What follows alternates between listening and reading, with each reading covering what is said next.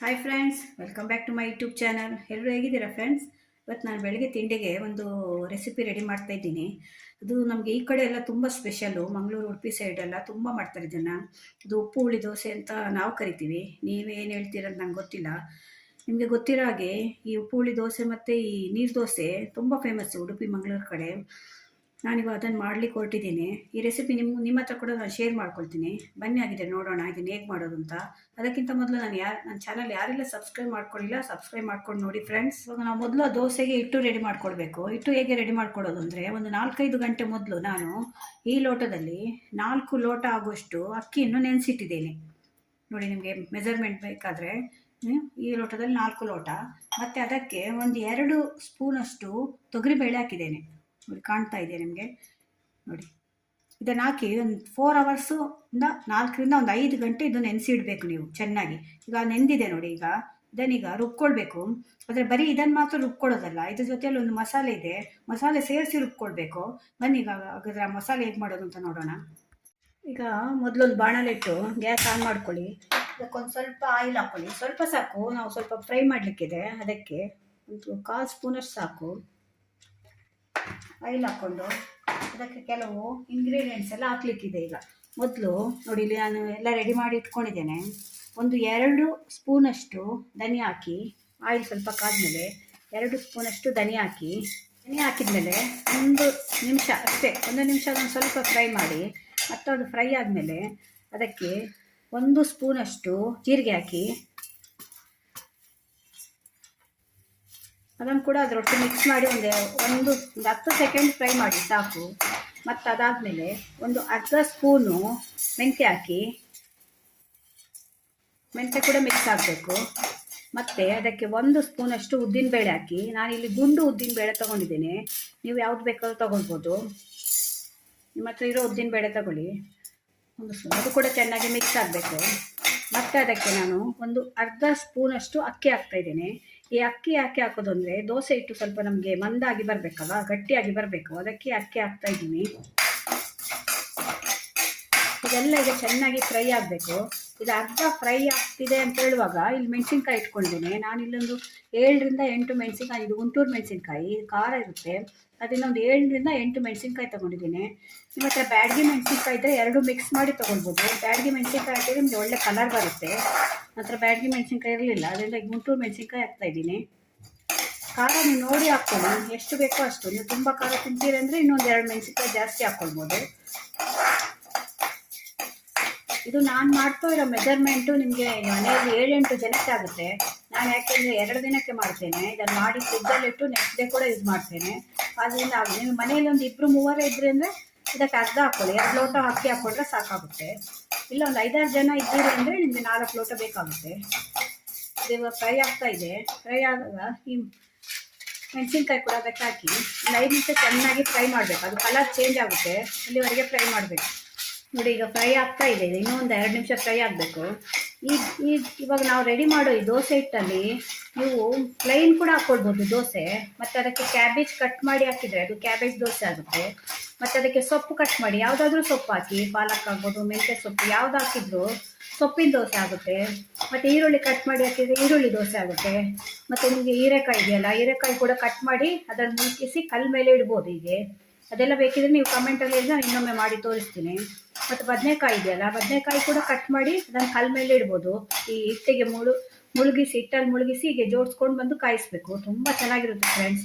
ಮತ್ತು ನೀವು ಕೇಳಿರ್ಬೋದು ಪತ್ರೊಡೆ ಅಂತ, ಈ ಉಡುಪಿ ಮಂಗಳೂರು ಸೈಡಲ್ಲಿ ಪತ್ರೊಡೆ ಮಾಡ್ತಾರೆ. ಅದಕ್ಕೆ ಕೂಡ ಇದೇ ಹಿಟ್ಟು ಯೂಸ್ ಮಾಡೋದು. ಸೇವ್ದೀರೆ ಅಂತ ಸಿಗುತ್ತೆ ನಮ್ಮಲ್ಲಿ, ಸೇವಿದ್ದು ಎಲೆ ಅಂತ ಹೇಳ್ತಾರೆ ನಾವು, ಕೆಸವಿನ ಎಲೆ ಅಂತ ಹೇಳ್ತೀರಲ್ಲ ನೀವು ಕನ್ನಡದಲ್ಲಿ, ಅದು ಇಲ್ಲಿ ಸಿಗುತ್ತೆ ಸೇವ್ದೀರೆ ಅಂತ. ಅದನ್ನು ಕಟ್ ಮಾಡಿ ಅದರಲ್ಲಿ ಕೂಡ ಸೇವ್ದೀರೆ ಗಟ್ಟಿ ಮಾಡ್ತಾರೆ. ಅದು ಹಿಟ್ಟಿಗೆಲ್ಲ ಹಾಕಿ ಅದು ಹಬೆಯಲ್ಲಿ ಬೇಯಿಸಿ ಗಟ್ಟಿ ಮಾಡ್ತಾರೆ. ತುಂಬ ಫೇಮಸ್ ಫ್ರೆಂಡ್ಸ್ ಇಲ್ಲಿ, ಅದು ತುಂಬ ಚೆನ್ನಾಗಿರುತ್ತೆ. ಅದರಿಂದ ಒಂದು ಹಿಟ್ಟು ನೀವು ಮಾಡ್ಕೊಂಡು ಇಟ್ಕೊಂಡ್ರೆ ಎಷ್ಟು ಡಿಫರೆಂಟ್ ಟೈಪ್ಸ್ ದೋಸೆ ಮಾಡ್ಬೋದು. ಇವತ್ತು ನಾನು ನಿಮಗೆ ಕ್ಯಾಬೇಜ್ ದೋಸೆ ಮತ್ತು ಸೊಪ್ಪಿನ ದೋಸೆ ಹೇಗೆ ಮಾಡೋದು ಅಂತ ಹಿಟ್ಟಲ್ಲಿ ತೋರಿಸ್ಕೊಡ್ತೀನಿ. ಈಗ ಮಸಾಲೆ ರೆಡಿಯಾಗಿದೆ ನೋಡಿ. ಈಗ ಇದನ್ನು ಆಫ್ ಮಾಡ್ಕೊಳ್ಳಿ. ಇವಾಗ ಇದು ಮಸಾಲೆ ಎಲ್ಲ ನಾನು ಹುರ್ಕೊಂಡು ರೆಡಿ ಮಾಡಿ ಇಟ್ಕೊಂಡಿದ್ದೇನೆ. ಇವಾಗ ಇದಕ್ಕೆ ಮತ್ತೆ ಏನು ಬೇಕು ಅಂದರೆ, 1 ತೆಂಗಿನಕಾಯಿ ಅಷ್ಟು ತೆಂಗಿನ ತುರಿ ಬೇಕು ಫ್ರೆಂಡ್ಸ್. ನಿಮಗೆ ತೆಂಗಿನ ತುರಿ ಇಲ್ಲ, ಜಾಸ್ತಿ ಇಲ್ಲ, ಸ್ವಲ್ಪ ಕಡಿಮೆ ಇದೆ ತೆಂಗಿನ ತುರಿ ಮನೆಯಲ್ಲೇ ಅಂದರೆ ಸ್ವಲ್ಪ ಈ ಗಟ್ಟಿ ಅವಲಕ್ಕಿ ಬರುತ್ತಲ್ಲ, ಅದನ್ನು ನೀರಲ್ಲಿ ನೆನೆಸಿಟ್ಟು ಹಾಕಿ. ಯಾಕೆಂದರೆ ಈಗ ತೆಂಗಿನಕಾಯಿ ರೇಟ್ ಕೂಡ ಜಾಸ್ತಿ ಆಗಿದೆ. ಒಂದು ಫುಲ್ಲು ತೆಂಗಿನಕಾಯಿ, ಇದು ನಾನು ಒಂದು ಅರ್ಧಕ್ಕಿಂತ ಸ್ವಲ್ಪ ಜಾಸ್ತಿ ತುರಿದಿದ್ದೇನೆ. ಇದು ನಮ್ಮದು ಊರ ಕಡೆ ಅಂದರೆ ತೆಂಗಿನಕಾಯಿ ಚೆನ್ನಾಗಿರುತ್ತೆ ಫ್ರೆಂಡ್ಸ್, ದೊಡ್ಡ ದೊಡ್ಡ ತೆಂಗಿನಕಾಯಿ, ಅದರಿಂದ ತುರಿ ಜಾಸ್ತಿ ಬರುತ್ತೆ. ನಿಮಗೆ ಬೇರೆ ಕಡೆ ಎಲ್ಲ ಅಂದರೆ ತೆಂಗಿನಕಾಯಿ ಸಣ್ಣದಿರುತ್ತಲ್ಲ, ತುರಿ ಕಮ್ಮಿ ಬರುತ್ತೆ. ಆಗ ನೀವೇನು ಮಾಡಿ ಅಂದರೆ, ನನಗೆಲ್ಲ ಅಗತ್ಯ ಇಲ್ಲ, ನಿಮಗೆ ತೋರಿಸ್ಲಿಕ್ಕೆ ಅಂತೇಳಿ ನಾನು ನೆನೆಸಿಟ್ಟಿದ್ದೇನೆ. ಒಂದು ಇಡೀ 1.5 ಇಡಿಯಷ್ಟು ಅವಲಕ್ಕಿಯನ್ನು, ಗಟ್ಟಿ ಅವಲಕ್ಕಿ ಬರುತ್ತಲ್ಲ, ಅದನ್ನು ನೆನೆಸಿಟ್ಟು ಅದಕ್ಕೆ ನೀವು ಹಾಕಿದರೆ ಸ್ಮೂತ್ ಬರುತ್ತೆ ದೋಸೆ. ಇದು ತೆಂಗಿನಕಾಯಿ ನಾವು ಯಾಕೆ ಹಾಕ್ತೇವೆ ಅಂದರೆ, ದೋಸೆ ಸಾಫ್ಟಾಗಿ ಬರಲಿಕ್ಕೆ ನಾವು ತೆಂಗಿನಕಾಯಿ ಹಾಕೋದು. ಅದರಿಂದ ನೀವೆಷ್ಟು ತೆಂಗಿನಕಾಯಿ ಹಾಕ್ತೀರಿ ಅಷ್ಟು ರುಚಿ ಬರುತ್ತೆ ಮತ್ತು ಅಷ್ಟು ಸಾಫ್ಟ್ ಬರುತ್ತೆ. ಹಾಗಾಗಿ ಮತ್ತು ತೆಂಗಿನಕಾಯಿ ಜಾಸ್ತಿ ಇಲ್ಲ ಮತ್ತು ಕಮ್ಮಿ ಇತ್ತು, ಮನೇಲಿ ಮತ್ತೆ ತರಬೇಕು ತೆಂಗಿನಕಾಯಿ ಅಂತ ಅಂದ್ಕೊಂಡ್ರೆ ಸ್ವಲ್ಪ ಅವಲಕ್ಕಿ ಹಾಕಿ. ಮತ್ತು ಇಷ್ಟು ಹುಣಸೆಹಣ್ಣು ಹಾಕಬೇಕು. ಇದಕ್ಕೆ ಹೆಸರೇ ಅಲ್ವಾ ಉಪ್ಪು ಹುಳಿ ದೋಸೆ. ನೀವು ಇನ್ಸ್ಟಂಟ್ ದೋಸೆ ಇದು ಹುಳಿ ಬರಬೇಕು, ರುಬ್ಬಿ 4-5 ಗಂಟೆ ಇಡಬೇಕು ಹಾಗೇನಿಲ್ಲ. ಇವಾಗ ರುಬ್ಕೊಂಡ್ರೆ ಇವಾಗ ನೀವು ದೋಸೆ ಹಾಕ್ಬೋದು. ಅದರಿಂದ ಅದಕ್ಕೊಂದು ಸ್ವಲ್ಪ ಹುಳಿ ಮತ್ತು ಬೆಲ್ಲ, ಇದು ಬೆಲ್ಲ ಆದರೆ ಆಪ್ಷನ್, ಕೆಲವರು ಹಾಕಲ್ಲ ಬೆಲ್ಲ, ಆದರೆ ಎಲ್ಲನೂ ಸೇರಿದರೆ ರುಚಿ ಬರೋದು. ನಿಮಗೆ ಉಪ್ಪು ಹುಳಿ ಬೆಲ್ಲ ಸಿಹಿ ಎಲ್ಲ ಇರಬೇಕಲ್ವಾ, ಅದರಿಂದ ಒಂದಿಷ್ಟು ಬೆಲ್ಲ ಹಾಕಿ. ಸ್ವಲ್ಪ ಕೂಡ ಸಿಹಿ ಗೊತ್ತಾಗಲ್ಲ ಅದರಲ್ಲಿ. ಇವಾಗ ಇದನ್ನೆಲ್ಲ ನಾವು ಮಿಕ್ಸಿಯಲ್ಲಿ ಹಾಕಿ ಗ್ರೈಂಡ್ ಮಾಡ್ಕೊಳ್ಬೇಕು. ಇದನ್ನು ಇಟ್ಟನ್ನು ರುಬ್ಕೊಳ್ಬೇಕು ಫ್ರೆಂಡ್ಸ್. ಇದು ಇಷ್ಟು ಅಕ್ಕಿನೂ ನಾವು ಒಂದೇ ಸಲ ರುಬ್ಕೊಳ್ಳೋಲ್ಲ. ನಿಮ್ಮ ಹತ್ರ ಗ್ರೈಂಡ್ರ್ ಇದ್ದರೆ ಗ್ರೈಂಡ್ರಲ್ಲಿ ನೀವು ಹಾಕ್ಕೊಳ್ಬೋದು, ಒಂದೇ ಸಲ ಆಗೋಗುತ್ತೆ. ಈ ಅಕ್ಕಿ ಹಾಕಿ, ಈ ತೆಂಗಿನ ತುರಿ ಹಾಕಿ, ಅವಲಕ್ಕಿ ಮತ್ತು ಈ ಹುಳಿ ರಸ ತೆಗೆದು ಹಾಕೋದಲ್ಲ, ಹುಳಿ ಹಾಗೆ ಹಾಕಿ, ಮತ್ತು ಈ ಬೆಲ್ಲ ಮತ್ತು ಈ ಮಸಾಲೆ ಮಾಡ್ಕೊಂಡಿದ್ದೀರಲ್ಲ ಅದನ್ನೆಲ್ಲ ಹಾಕಿ ಗ್ರೈಂಡಲ್ಲಿ ಒಂದೇ ಸಲ ರುಬ್ಕೊಳ್ಳಿ. ಅದು ನಾನೀಗ ಮಿಕ್ಸಿಯಲ್ಲಿ ಹಾಕ್ತಿದ್ದೀನಿ. ಮಿಕ್ಸಿಯಲ್ಲಿ ಹಾಕೋದ್ರಿಂದ ನಿಮಗೆ ಮಿಕ್ಸಿ ಜಾರಲ್ಲಿ ಒಂದೇ ಸಲ ಆಗಲ್ಲ. ಅದರಿಂದ ಇದನ್ನು ನಾನು 3 ಟ್ರಿಪ್ಪಲ್ಲಿ ಹಾಕ್ತಾಯಿದ್ದೀನಿ. ಈಗ ಫಸ್ಟ್ ಟ್ರಿಪ್ಪಲ್ಲಿ ನಾನು ತೋರಿಸ್ಕೊಡ್ತೀನಿ ನೋಡಿ ಏನೆಲ್ಲ ಹಾಕಬೇಕು ಅಂತ.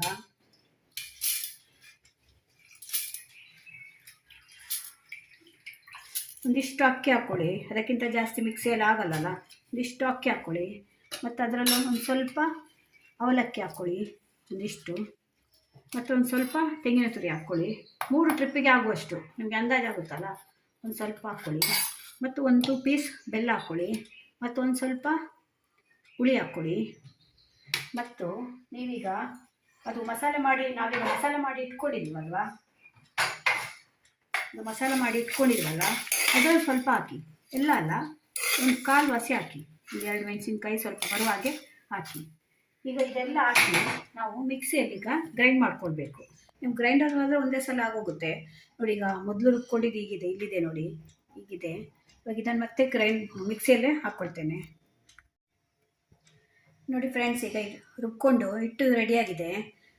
ನೀವು ಹುಳಿ ಏನು ಮಾಡಬೇಕು ಅಂದರೆ, ನೀವು ಬೀಜ ಇಲ್ದಿರೋ ಹುಳಿ ಹಾಕಬೇಕು. ಅದರಲ್ಲಿ ಬೀಜ ಇದ್ದರೆ ಸರಿಯಾಗಿ ರುಬ್ಬಲ್ಲ, ಅದು ಸೀಡ್ಲೆಸ್ಸು ಹುಳಿ ಬರುತ್ತಲ್ಲ ಅದನ್ನು ಹಾಕಿ. ನಾನು ಹಾಕಿದ ಮೆಜರ್ಮೆಂಟ್ಗೆ 4 ಲೋಟ ಅಕ್ಕಿ ದೊಡ್ಡ ಲೋಟದಲ್ಲಿ 4 ಲೋಟ ಹಾಕಿದ್ನಲ್ವ, ಇಷ್ಟು ಹಿಟ್ಟಾಗಿದೆ ನೋಡಿ ಫ್ರೆಂಡ್ಸ್.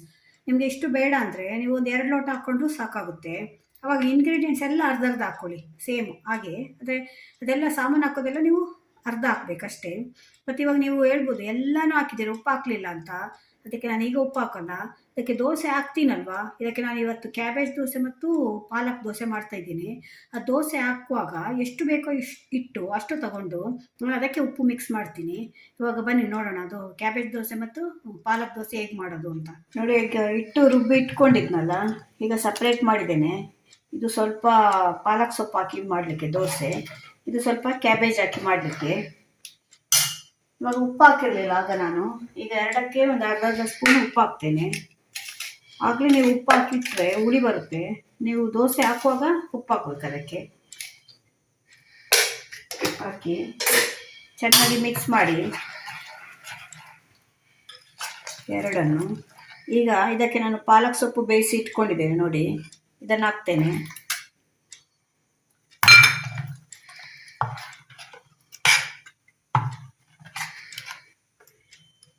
ಇವಾಗ ಇದಕ್ಕೆ ಕ್ಯಾಬೇಜ್ ಬೇಯಿಸಿ ಇಟ್ಕೊಂಡಿದ್ದೇನೆ, ಇದನ್ನು ಹಾಕ್ತೇನೆ.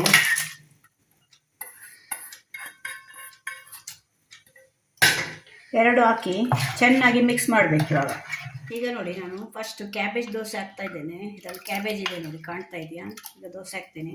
ನೀವು ಆ ಮಾಮೂಲು ದೋಸೆ ಹಾಗೆ ತಿರುಗಿಸಿ ಹಾಕ್ಲಿಕ್ಕಾಗಲ್ಲ. ಫಸ್ಟ್ ಒಂದು ಸ್ವಲ್ಪ ಹಾಕ್ಕೊಂಡಿದ್ದೆ, ಸ್ವಲ್ಪ ತಿರುಗಿಸಿ ಹೀಗೆ ಬರುತ್ತೆ. ನೀವು ಅದನ್ನೇನು ಮಾಡಬೇಕು ಅಂದರೆ ಮತ್ತೆ ಇದಕ್ಕೆ ಈ ರೀತಿ ಹಾಕಬೇಕು. ನೀವು ಅಕ್ಕಿ ದೋಸೆ ಹಾಕ್ತೇವಲ್ಲ ಆಗ ಹಾಕ್ಲಿಕ್ಕೆ ಆಗೋಲ್ಲ ಇದು, ಯಾಕೆಂದರೆ ಹಿಟ್ಟಿರುತ್ತಲ್ಲ ಇದರಲ್ಲಿ. ಹೀಗೆ ಹಾಕ್ಕೊಂಡು ಬನ್ನಿ ಸೈಡಲ್ಲೆಲ್ಲ. ಸಿಮ್ಮಲ್ಲಿ ಇಟ್ಕೊಳ್ಳಿ ನೀವು ದೋಸೆ ಹಾಕುವಾಗ. ಇದು ಸ್ವಲ್ಪ ದಪ್ಪನೇ ಬರುತ್ತೆ ನಿಮಗೆ, ತುಂಬ ತೆಳು ಏನು ಬರಲ್ಲ. ಅದರಿಂದ ನಿಮ್ಗೆ 2-3 ತಿಂದರೆ ಹೊಟ್ಟೆ ತುಂಬಿ ಹೋಗುತ್ತೆ. ಇದಾದಮೇಲೆ ಜಾಸ್ತಿ ಮಾಡ್ಕೊಳ್ಳಿ ಗ್ಯಾಸ್. ಮತ್ತೆ ಮೇಲ್ಗಡೆ ಸ್ವಲ್ಪ ತುಪ್ಪ ಹಾಕಿ, ತುಪ್ಪ ಎಣ್ಣೆ ಯಾವುದಾದ್ರೂ ಹಾಕ್ಕೊಳ್ಬೋದು. ಇದು ಹಾಕಿ ಮುಚ್ಚಿಡಿ. ಈಗ ಇದು ಕಾದಿದೆ ನೋಡಿ. ಈಗ ಮತ್ತೆ ನೀವು ಉಲ್ಟಾ ಹಾಕ್ಕೊಳ್ಬೇಕಿದು.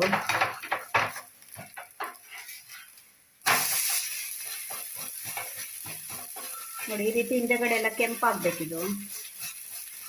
ಅದನ್ನು ಮೊಸರು ಜೊತೆ ತಿನ್ಬೋದು ನೀವು, ಮತ್ತು ಬೆಣ್ಣೆ ಹಾಕ್ಕೊಂಡು ತಿನ್ಬೋದು, ತುಪ್ಪ ಹಾಕ್ಕೊಂಡು ತಿನ್ಬೋದು, ಅಥವಾ ಚಟ್ನಿ ಕೂಡ ಮಾಡ್ಕೊಳ್ಬೋದು.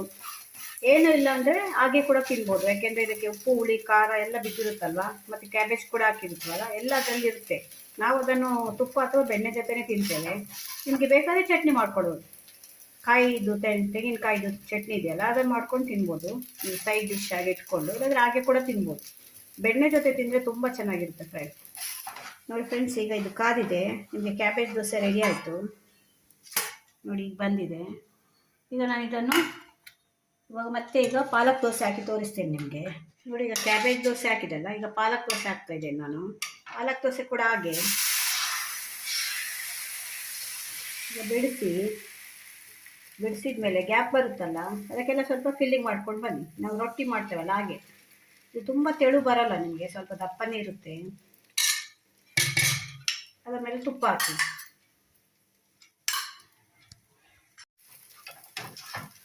ನೋಡಿ, ಈಗ ಕಾದಿದೆ ಇದು. ಇದನ್ನೊಂದ್ಸಲ ಉಲ್ಟಾ ಹಾಕ್ಕೊಳ್ಳಿ. ತುಂಬ ಟೇಸ್ಟಿ ಆಗಿರುತ್ತೆ ಫ್ರೆಂಡ್ಸ್. ಮತ್ತು ಪಾಲಕ್ ಮಕ್ಕಳೆಲ್ಲ ತಿನ್ನಲ್ಲ. ಈ ರೀತಿ ದೋಸೆ ಎಲ್ಲ ಮಾಡಿಕೊಟ್ರೆ ಸೊಪ್ಪು ತಿಂದಾಗುತ್ತೆ. ನೀವು ಯಾವ ಸೊಪ್ಪು ಬೇಕಾದ್ರೂ ಹಾಕ್ಕೊಳ್ಬೋದು. ಇದಕ್ಕೆ ಅರಿವೆ ಸೊಪ್ಪು ಕೂಡ ಕಟ್ ಮಾಡಿ ಹಾಕ್ಕೊಳ್ಬೋದು, ಮತ್ತು ಮೆಂತ್ಯ ಸೊಪ್ಪು ಕೂಡ ಹಾಕ್ಕೊಳ್ಬೋದು. ಮತ್ತು ಪಾಲಕ್ ಸೊಪ್ಪು ಹಾಕಿದರೆ ಟೇಸ್ಟ್ ಜಾಸ್ತಿ ಬರುತ್ತೆ. ಪಾಲಕ್ ಸೊಪ್ಪಿನ ರೊಟ್ಟಿ ಅಂತ ಕೂಡ ಕರಿಬೋದು ಇದನ್ನು. ಯಾಕೆಂದರೆ ತುಂಬ ತೆಳು ಏನು ಬರಲ್ಲ, ತುಂಬ ಸಾಫ್ಟಾಗಿ ಬರುತ್ತೆ ನಿಮಗೆ. ಇದು ತೆಂಗಿನಕಾಯಿ ಹಾಕಿರ್ತೀವಲ್ವ ನಾವು. ನೀವು ದೋಸೆ ಹಾಕುವಾಗ ಲೋ ಫ್ಲೇಮಲ್ಲಿ ಇಟ್ಕೊಳ್ಳಿ, ಮತ್ತೆ ಸ್ವಲ್ಪ ಹೈ ಫ್ಲೇಮಲ್ಲಿ ಇಡಿ. ಅದು ಯಾಕೆಂದರೆ ಬೇಯಬೇಕಲ್ಲ. ನೋಡಿ ಫ್ರೆಂಡ್ಸ್, ಈಗ ಇದು ರೆಡಿಯಾಗಿದೆ ಪಾಲಕ್ ಸೊಪ್ಪಿನ ದೋಸೆ. ನೋಡಿ ಹೇಗಿದೆ ನೋಡಿ. ನೋಡಿ ಫ್ರೆಂಡ್ಸ್, ಈಗ 2 ದೋಸೆ ಕೂಡ ರೆಡಿಯಾಗಿದೆ. ಇದು ಕ್ಯಾಬೇಜ್ ದೋಸೆ.